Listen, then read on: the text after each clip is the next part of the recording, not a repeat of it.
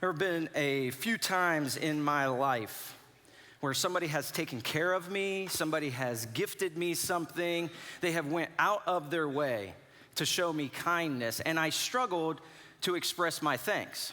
Not because I wasn't grateful, but maybe because I felt like I didn't deserve the kindness that they had shown me. Maybe I felt like I couldn't repay that person for what they had done for me. And I think sometimes in those moments, it is hard for us to show our gratitude. And sometimes I think we treat our Heavenly Father that way, don't we? He lavishes us with good gifts, and we feel undeserving, and that we can't repay Him. And guess what? We're right. We can't pay God back for all the ways in which He's shown us His love and His mercy and His grace. And that's actually a good thing. Because if it were that way, it would just be transactional. You scratch my back, I'll scratch yours. And God says, no. That's not what this is about. This is about me loving you without condition and wanting something so much better for you. And so we give thanks and we show our gratitude as best as we can to the one who loves us unconditionally. As a church, we have been going through, and we're right in the middle of this journey together, taking a vulnerable look at real life stories and struggles together.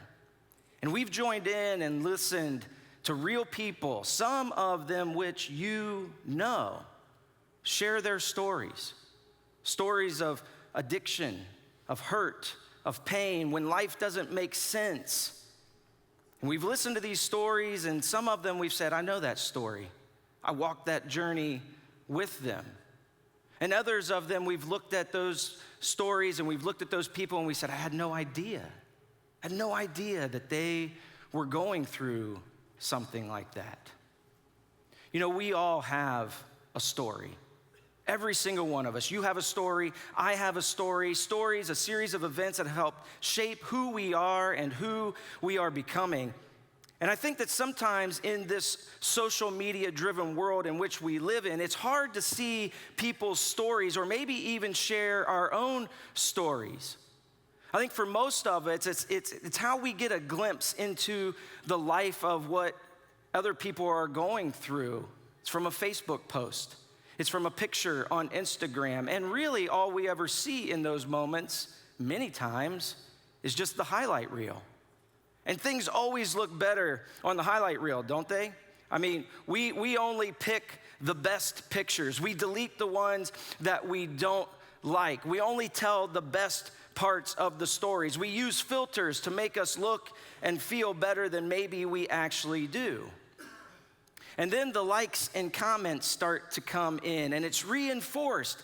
This is what people want. And it's that dopamine hit, and it encourages us to do it over and over again. Just keep telling the good stuff. And I'm not necessarily saying that's bad or there's anything wrong with that, because the truth is we probably shouldn't tell every little detail of our lives online. But every so often, there are people that we confide in. People who know the real us. Maybe people who confide in us and we know the real them and we know the real story outside of the highlights and the filters. And we get a glimpse behind the curtain. In just a few moments, we're going to hear from two of my friends, Stacy and Ben, who are going to share part of their story of being on the struggle bus and how the connections that they made here at church made all the difference in their lives as they were going through that they didn't have to face these difficult circumstances on their own. In Galatians chapter 6, verse 2, the Apostle Paul tells us this. He says, carry each other's burdens, and in this way, you will fulfill the law of Christ.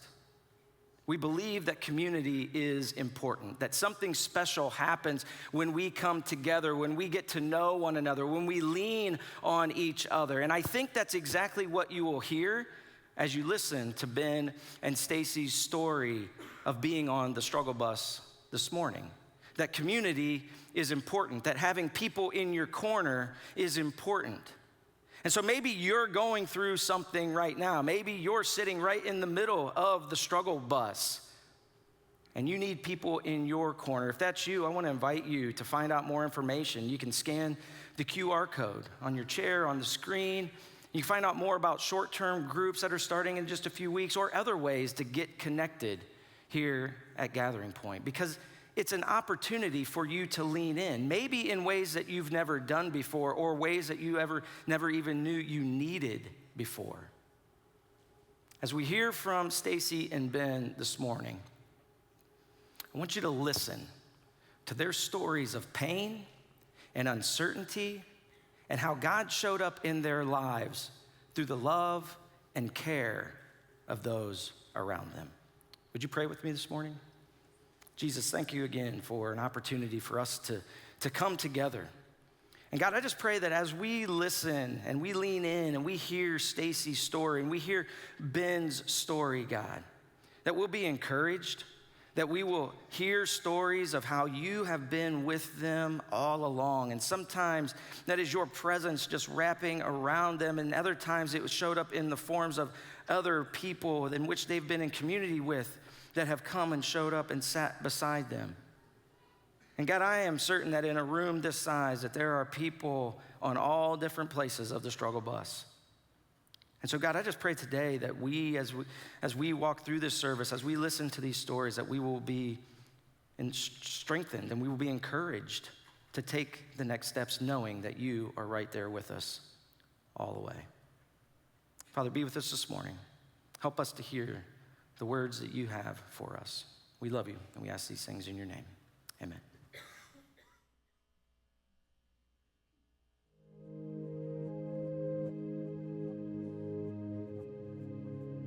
My name is Stacy Moore, and I struggled with living with an alcoholic parent.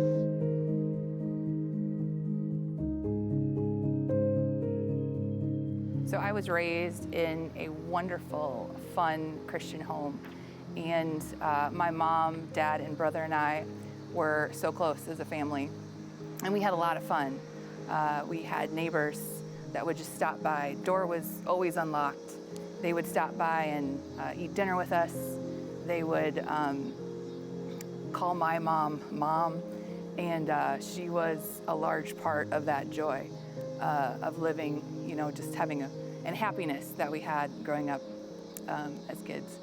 And at about 16, my life kind of flipped upside down. And we went from that wonderful upbringing to living with an alcoholic mom. And that was difficult. And we learned that she herself had suffered enormous amounts of trauma and abuse a lot of her early childhood. And so she had suppressed all of that to raise my brother and I, and then later in life kind of lost that ability to do that and ended up turning to alcohol to help her cope with all that trauma. And so, here we are, a family in a completely different home environment, and we didn't know what to do. I couldn't understand what was happening. She looked like my mom, but she wasn't acting like my mom. She was there in a physical sense, but not doing typical mom things. So we had to figure out what to do as a family. And that was a large learning curve. So we go from being a part of a Christian community to spending time in the ER, traveling to detox programs, having to take care of my mom and wondering where she is and hiding car keys. So it was a different experience. And again, at first you don't know what to do. You're not trying to hide it, but we were lost as to how you cope with this. I learned a lot through all of that, many, many good lessons. One of those things was how important a church was. I had leaders in the church and youth pastors invest time in me and make space for me in different ways. And sometimes I would take them up on that and sometimes I wouldn't. But they really painted the picture of what a church should be. And they stood with us in the mess for so long. And that was a lesson that impacts me to this day of how the Lord wanted the church to be, and how you support and love on one another when you're a part of a church. And it's not the building, right? It's not the location, it's the people and our relationships and how we love and care for one another. So when she passed away, we had to talk about, what we remembered and what we loved the most about her. And she, without a doubt, we were all in agreement that our favorite memory was her always telling us she loved us no matter what. I mean, repeatedly, time after time. And she would often go into stories of, I love you no matter if you do this horrible thing or this horrible thing. Or she'd make a funny, she'd get us to laugh. But she was describing that no matter what we did as kids, she would love us. And so we would laugh sometimes, and she just did that so consistently. And that stuck. She made that stick. And that's really what the Lord wants for us. And the Lord has said to us where, nothing can separate us from his love. And that's one of the biggest blessings. And I'm so thankful that she ingrained that in me growing up.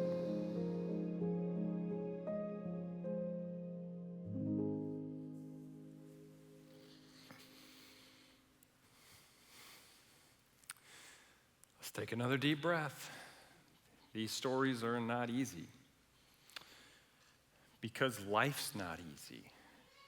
And these stories are not for us to compare the struggles of life. We share these stories because we can relate to the struggles of life, even if it's not your story that's the same as this story. And I think one of the things that I find myself hearing over and over, and we can all agree on, that life's hard and we want to get it right. We want to get life right, whatever that even means. And many of us don't even know what that would look like, but we know it's got to be better than some of the things we've been through. We know it's got to be better than some of the circumstances we've experienced. And that's a legitimate challenge. It's a legitimate challenge because we all know there's been times we've blown it. We all know there's times where we missed the mark. We know there's times that there's been circumstances that have been completely out of our control, and we've had to respond and we've had to react and we've had to figure some things out. We've had to dig a little bit deeper inside of ourselves than we thought. And so what kind of encouragement is available for those of us who are in it? What kind of encouragement are those of us when we're in the moment? And how do we begin to manage those things? And where does faith show up in the middle of that? Because the truth is, we're either in a struggle right now and we can't see past the end of our nose. And that's how you know when you're struggling. You're just like, I don't know. I can't see. I don't know what's going to be next. We're either just coming out of a struggle and we're like these people and we're looking back, reflecting, going, oh, now I see God. And there was God. And there was God. And there was God. Or you're on the doorstep of a struggle. And so as we look at this, we have these moments. We're not sure how it's going to turn out. And you keep replaying events. Struggle means you keep replaying events and conversations in your head. And your boss said something to you last week, and you just keep replaying it over and over and over and over. And you're not sure what it's going to happen and what are you going to do. Or maybe it's a conversation with a spouse or a parent or a coach or a doctor or a friend. And you just keep going on repeat. And it just spins and it spins and it spins. And you go, God, what do I do? What do I do? There's been a few questions that I've been asked every week, and there's probably been about 5 that have been repetitive, and people are asking me about the series and about the stories, and well, one of them was like, where did you find these people? And you just look around the room, and it's us, right? So that's one. The number 2 question has consistently been, so I got a question. Sure, ask your question. How do you guys come up with these series ideas? Where does that happen? How did you guys come up with this kind of concept? So I'm just going to kind of peel back the curtain for just a second. It's really not even a curtain. It's not even really like a thin sheet. It's just out there. Each and every week, we have response stations in this room. And so if you're new, if someone brought you today and they're like, you need to come hear this, A, they were right, you did. And two, each and every week at the end of the service, we have response stations around the room. So you see the crosses that are located around the room, and people will write prayer requests on it, and you're invited to do that as well. They'll write prayer requests, and they'll pin it to the cross, and then we as a staff will pray over those each and every week. So about Sunday afternoon by 3 or 4 o'clock, sometimes a little bit later, sometimes a little bit earlier, we'll get as a staff the list of all the prayer requests that you put on the cross for this week, and then that week we continue to pray with you and for you throughout the week. And so that list comes, and sometimes it's, a little lot, and then sometimes it's pages that we begin to go through, and it's our privilege, really, it is our privilege to pray with you, and we've seen God do some extraordinary things.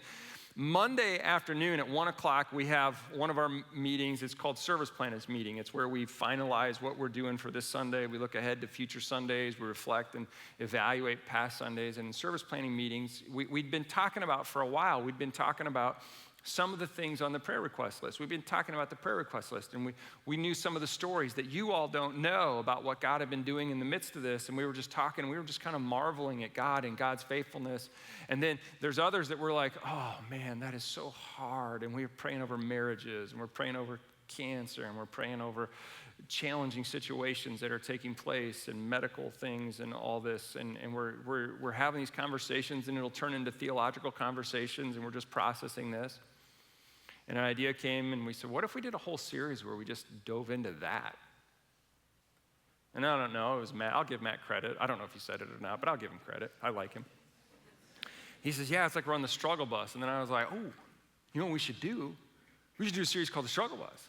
He's like, yeah, and we should get an actual bus. And then I said, you know what we should really do is we should get a bus, paint it up, and put it in like the county fair, like Grand Prix thing, and have everybody write their struggles on it, and we'll write the struggle bus on it, and we'll have this bus painted up, and we'll have it do the figure 8 loop at the county fairgrounds, and man, let's do it. And then we can watch all of our struggles get smashed up. And that idea got vetoed. I thought it was great, because somebody said, well, we've already written stuff on the wall over here. We don't want to keep doing repetitive things and repeat this kind of things. And then we talked about the fact that there's some struggles that have happy endings and some struggles don't, and yet God's faithfulness is consistent through all of that. And we said, well, how do we tell that? How do we begin to share that? How do we begin to get into that? And that's kind of where the genesis of this takes place. And so it's really you, because today we won't announce it. You'll just know. I'll tell you now. At the end of the service, as we sing the song at the end, you're free to write your prayer requests up there and light a candle if you're in a dark spot, or if you want communion, it's located at each one of those spaces at the end. And we thought, what if we shared some stories of some people who have persevered in the midst of their struggles, and not all of them have happy endings? And what if we begin to show what these people have learned about faith in the middle of their struggle, and where did faith begin to show up? How did it hold on to this? And how were they able to put their trust in God? Because this is one of the reasons why we here at Gathering Point, we don't connect our faith here at Gathering Point to emotion. And I know a lot of people are like, did you feel it? Did you get your emotion? Did you connect? And are you feeling God's presence and all this? Well, that's great. And if you encounter the Holy Spirit and God speaks in your life, I will say that is emotional. When God's Spirit comes on you, there's emotions that get brought up in you that you normally don't feel, and so you're overwhelmed with emotion, and that becomes emotional. But you can't build your faith on emotion, even though when you have an encounter of faith, it can be emotional. Does that make sense? Because if you build it on emotion, then you're looking for emotional hits to keep your faith going. So if you don't feel God's presence, then our logical conclusion is God must have left me, which is a disconnect for our soul, which is so dangerous. So we want to make sure, and we constantly do. So when we talk about communicating the scriptures, and we talk about worship, and we talk about the way we sing, the way that we talk about we act, we don't want to have a circumstantial faith. We want to have a faith that's rooted in something more substantial than our emotion. And so we're spending time, because emotions are very challenging to hang on to, well up, build up, push for. Yet they do let us know that something's happened. But we don't want to chase them. We want to chase Christ. So the author of Hebrews gives some really good faith advice, and he says this. He says, we have a hope as an anchor. An anchor. For what? Our soul. Our soul, our faith needs an anchor. And the reason our soul needs an anchor is because if we base our faith off of our circumstances and our struggles, life is going to toss us around like a rag doll. And we're going to go right along with it without an anchor. And we could spiral into chaos in our faith, and we need to have something that's a constant in the midst of the swirl of life, in the midst of the swirl of your job, in the midst of the swirl of school, in the midst of the swirl of your relationships. There has to be an anchor, and we want to set our anchor in the faith of the person of Jesus Christ. And so as we watch this story, and we watch the story of Stacy, and Stacy, I want you to know how grateful I am for the gift that you can give and that you gave us, and how God can redeem a story, how God can redeem a childhood, how God can redeem that. And we're so proud of Stacy because she broke the cycle of abuse and alcoholism, and that's a big deal. And that's an unbelievable gift to your family. My dad did that for my family. Forever grateful. My dad is in his 70s, and he is just now started to talk this much about some of his childhood growing up with an abusive alcoholic father. But when you do what Stacy, my dad, you're standing in front of a train and you're taking the charge, like in basketball, to stand for future generations that they may begin to go. And I'm forever grateful for my dad for that.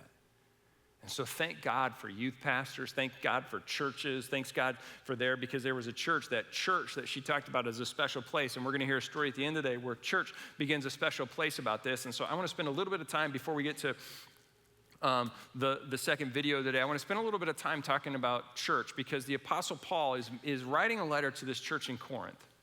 And he writes this letter, and I think it's really beautiful what he says to them. And he says to them, "Praise be to the God and Father of our Lord Jesus Christ, the Father of compassion." He lets them know that this is who our God is.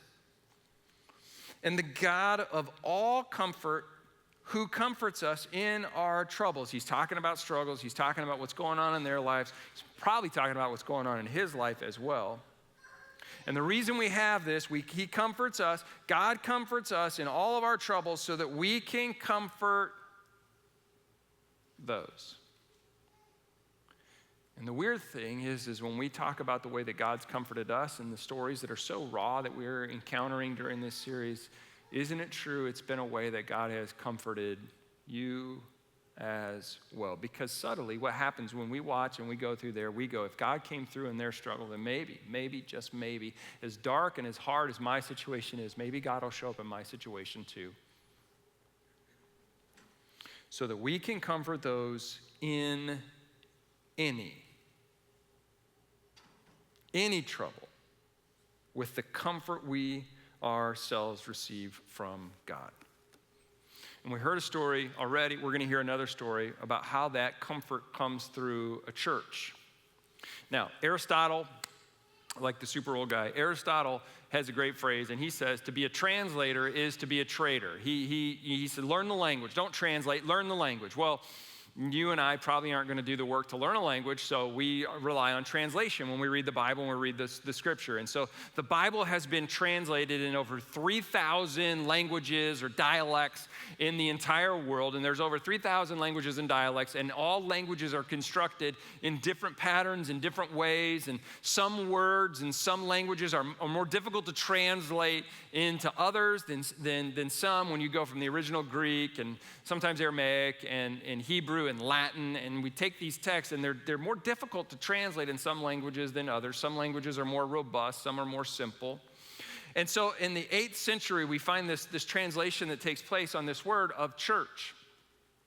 Up until the 8th century, this word church was translated ekklesia. And ekklesia, it was the original Greek word for this term, and it means a gathering, a community. And so when we translated the word church, it meant gathering, it meant community, it meant people living with one another, it meant that we were connected to people. And then in about the 8th century, the word gets translated for Bibles in Germany, and in German in about the 8th century, it goes from the original Greek to German, and they translate the word church as Kirche. Now, I don't know about you, but I took high school German. I don't know why. Hasn't been exactly that helpful, right? It's just hasn't been, but for whatever reason, I did, and the word Kirche means building. And in the 8th century, something terrible happened. We translated this word gathering and community and sharing with one another, and we traded it into German, and we said, oh, yeah, the word there is Kirche. It's a building. And as a result of that, that stuck. And so when we get into our English translations, you and I translate church, and when we hear the word church, we think building. Building. And since that time, we, translate the word church building, which, to be fair, churches have what? Buildings. So has there been a huge protest? No. But it was never meant to be about a building, even though a building is super helpful. But it was never meant to be the central figure of what Jesus was talking about when he was talking about building his church, building his ecclesia, community gathering. I mean, could you imagine how lifeless your faith would be if it was centered around a building? Hey, you want to come have faith in my building? It's terrible. The building was never the point, although the building is what we talk about and what we mean when we say, hey, where do you go to church? What's your church like? And so when a movement, any movement, gets tied to a permanently fixed object, it usually struggles to keep moving. When a movement gets tied to a permanent object, it struggles to keep moving. And its authority shifts to a centralized office rather than beginning to branch out. And it's all about coming and sitting versus catalyzing around a mission and vision and going. So in Acts chapter 11, when we see this, look at this. This is what I want to show. Acts chapter 11, verse 26. And when he found him, this is the Apostle Paul talking, he brought him to Antioch. So for a whole year, Barnabas and Saul met with the church. If this was the way that the German word translates, then you and I would say, if it was meant to be a building, wouldn't it say, and Paul and Barnabas met at the church? Doesn't say that though, does it? They met with the church, the community, the gathering, and we're taught great numbers of people, and the disciples of the first Christians were called that. And so one of the things that when we set out to start Gathering Point, we wanted to go back and say, we're gathering. This is just the point where we gather. And so I think there's two ways we can think about this really quickly this morning. The word Kirche, the German word Kirche, think of it like an airplane. If you've been in an airplane, when you get in an airplane, everybody files in a single file line, unless it's Southwest, and then it's just like, right? So everybody gets in on the airplane. Everybody has to find a seat. Once you find your seat, the captain comes on and he tells you where you're going and, gives you instructions. The stewardesses come around and stewards come around and make sure you're comfortable and you have what you need. You may get a drink and a little snack. And the whole purpose of this is making sure you're comfortable so that you can get to where you're going. That's the German word Kirche. But as I've been thinking about this, I think there's a different way that the word ecclesia means something different. I think ecclesia means airport. That this is an airport. Because airports are different. The purpose of an airport is to get as many planes in the air as possible. You come in to get refueled, recharged, cleaned, do these kinds of things for the purpose of what? Getting back up in the air. And so as we think about the word church and what do we want to become, we do not want to become a plane. Come in, sit down, get your tray tables in the upright and lock position. Make sure your seatbelts are fastened. Hold on. We'll get you to your destination. Oh, does that mean heaven? Sure, whatever. It's great. We want to be an airport where we get as many planes out the doors as possible. Where we come in for an hour this is a layover. This is not the destination. This is a layover to get you back out into the workplace, to get you back out in the community, to get you back out in your school, to get you back out in your job, to get you back out in your neighborhood. That's ecclesia. But dadgum, those Germans, they tied us to a building. And so Jesus' words were clear. Matthew 28:19. Therefore, go. Not come and sit. Therefore, we come to go. We come in to go. We come get recharged, to go. And to make disciples of all nations, baptizing them in the name of the Father, Son, and the Holy Spirit. The word gathering and assembly is so important. This is why we don't want to be known for a church. What are you known for? We don't want to be known for our songs and sermons, although we have them. We don't want to be known for that. I mean, should we gather? Yes, that's the whole, there's gathering. Should we worship and sing? Yes, absolutely. We should worship our Heavenly Father. Should we read scriptures and work to apply those into our lives? Yes. Should we have small groups where we gather to do that? Yes, and there's QR codes for all that. You can figure all this stuff out to begin to do that. That's all a part of it. But that's not what we should be known for. We should be known for how we treat and care for one another and how well the people of GatheringPoint make a difference in the community because of Christ's name, because we're an airport, not an airplane. And so today I want to end with one more story. It's my friend Ben. I've known Ben for almost 20 years now, I guess. He used to be my neighbor, used to live across the street from me years and years ago. He's now on the board here at GatheringPoint. He's an engineer by trade. And he's had a struggle of his own too. And we thought about, like, on this story, we're giving you the extended version. Okay, so this one's a little longer. This is going to be the long play because I think sometimes Ben's an analytical mind. I appreciate that personally, but Ben's an analytical mind. And sometimes when we get to issues of faith, we want to know, how does this happen? What does this look like? How do you trust God, and where do these pieces begin to go? And how did you experience the church as an airport in the midst of your struggle? Let's listen to Ben's story.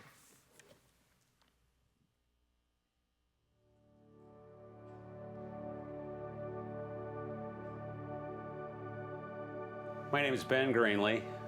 My story is a 14-year journey through having cancer.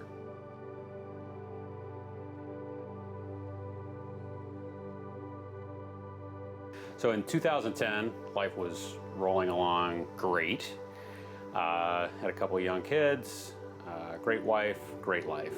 And in the fall of 2010, I got real sick real fast and no idea what was going on. So after a couple doctor's visits and eventually a biopsy, our whole family was on really a roller coaster of finding out what was going on.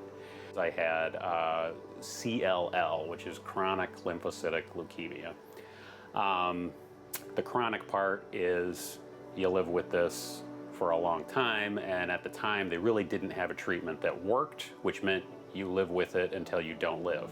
And I immediately started researching. I would go to Google, this food, cancer. This food, not cancer. And changed my diet, changed my lifestyle, really started trying to figure out, what do I do with this? Put a lot of energy into figuring out how to solve this problem without honestly really asking God for a lot of help. And then at some point, I ran across a book by John Piper that was called Don't Waste Your Cancer.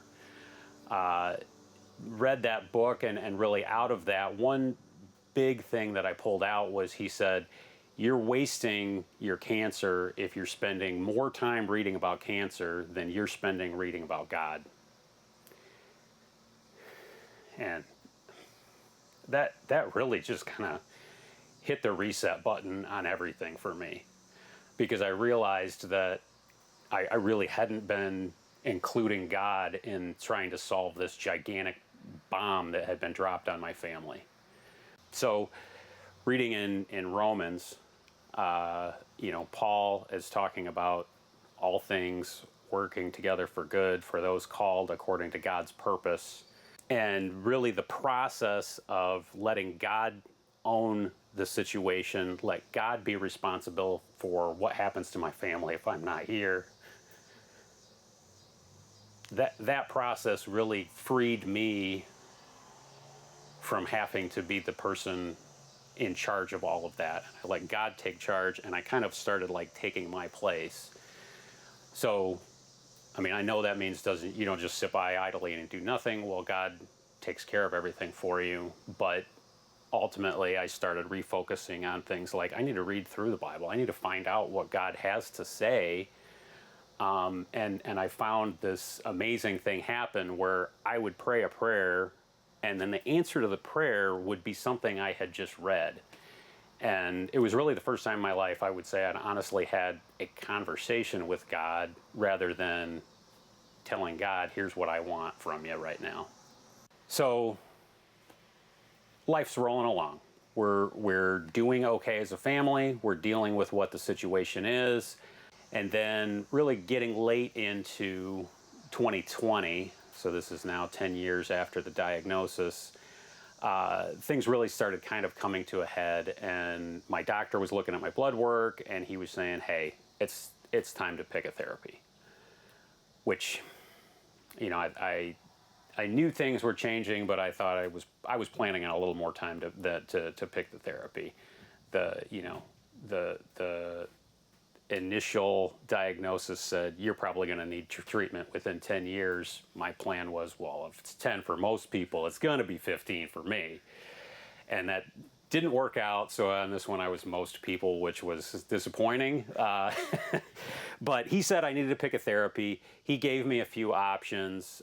Most of his patients were taking a pill that you really had to take the rest of your life. And at my age, I wasn't up for taking a pill for the rest of my life, and it really wasn't his number one recommendation. So I did really what I had done 10 years ago, which was go back, try to figure this whole thing out by myself. I busted out a spreadsheet. I looked up every single treatment that there was, every emerging treatment that was coming. And I started figuring out, well, this treatment is good for people of this age, and this good treatment is good for these people with genetic markers, and this treatment, you know, has this effectivity potential, and tried to figure out what I thought I should do. And at some point, I had a mental check of, hey, remember, we gotta include God on this one. So with a lot of prayer, with a lot of really good advice from my wife, I kind of circled back, and I had my data, but I got to figure out what to do with it. And so we started looking for, you know, where can we get a better opinion? Someone had advised me to find a doctor who specialized in nothing but this kind of cancer and figure out what they have to say. Found a doctor in Boston. That doctor, of course, agreed with my choice of treatment. So then we had a therapy picked. All the while, things were really starting to get worse. I couldn't make it through the day without taking a nap. The blessing of all that was that we were mid-pandemic. I could work from home, and I could take a nap at 2 o'clock in the afternoon and then get back to work. Part of the problem with being in the pandemic was things moving slow. The doctor in Boston said, hey, you're having these symptoms, you better be sure these are cancer before we start treating cancer. You don't want to treat the wrong thing. So he wanted me to do a bone marrow biopsy. We did a bone marrow biopsy. That came out that 97% of the blood cells I was making in my bone marrow were cancerous and useless to my body, which meant my body kept calling for more of them, which I kept making wrong. So that bone marrow biopsy result was really it's time to go. We've got to get something, and we've got to get something right away. So I got scheduled in town here, and again, kind of God leading us through. It just so happened that the lead nurse in charge of my care was Michelle Smith here from church,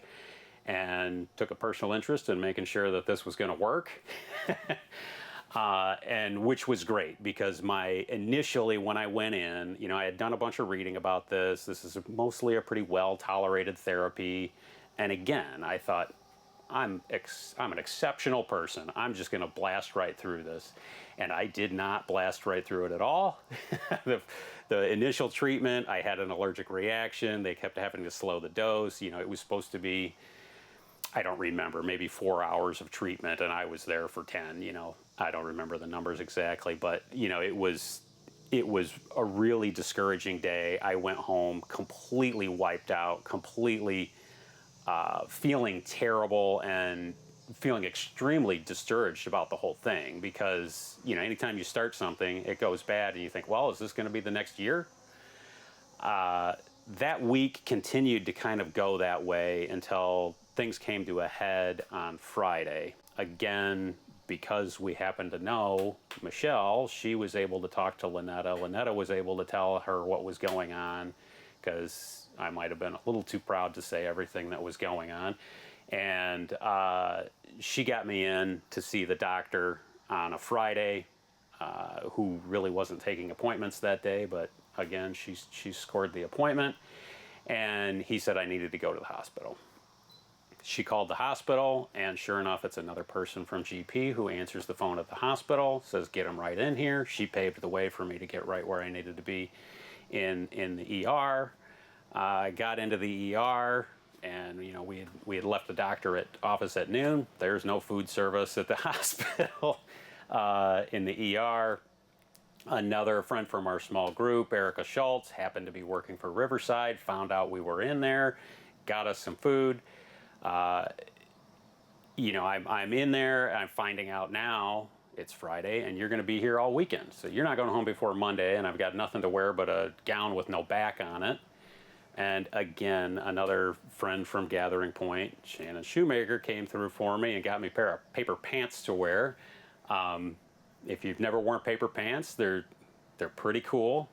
And it's definitely a better way to go through the weekend than no pants at all, which is where I was before. So that little slice in time, I could see through the people who were being used, where God really just, I felt assured every couple hours that day, you're being taken care of. And, God's gonna lead you through this piece of your life, and he's gonna put the right people in the right place at the right time to help get you there. And, seeing the people from our church be literal hands and feet of God in my life, it's little things, it's lunch, it's pants, but it's big things to the person who's going through it. And I can't express enough gratitude for how our church came through for me, that little slice of time in my life. So fast forward a year through treatment. After that first month, things really started going well, and the treatment was more well tolerated as advertised. And I felt better and better through treatment. I got a new job right in the middle of treatment. I was able to keep working. And then, I went all the way through, and we were wanting to call things successful, but the doctor said, well, you got to wait until you get enough white blood cells back in your body so that we can measure them and tell you anything about them. So took another test, another trial test that wasn't something that our doctor in town had done before. And it's a test that looks at like one cell out of a million to tell you, is there anything left? Is there anything to be worried about at this moment in time? And they found 0 cells out of a million that had any of these markers that would indicate I have cancer. So at this point, I would say I'm starting over. So I'm back in 2010 now, where I feel fine, and yes, there's probably something looming again out in my future, but really through this journey, I've learned to trust God, to trust the people that God puts in my life, and really understand that God has a purpose that's bigger than me. and God has a reason for what's going on in my life, and I'm hoping that my story carries some value and some encouragement to others, because that's the one thing I can share is my story, and it's right now a story of a lot of hope and a lot of grace.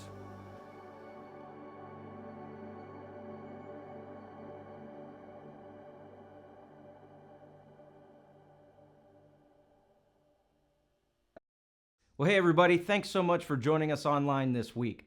If you heard something today and you're ready to take your next step, simply text the word GP Next Step to the number 97000.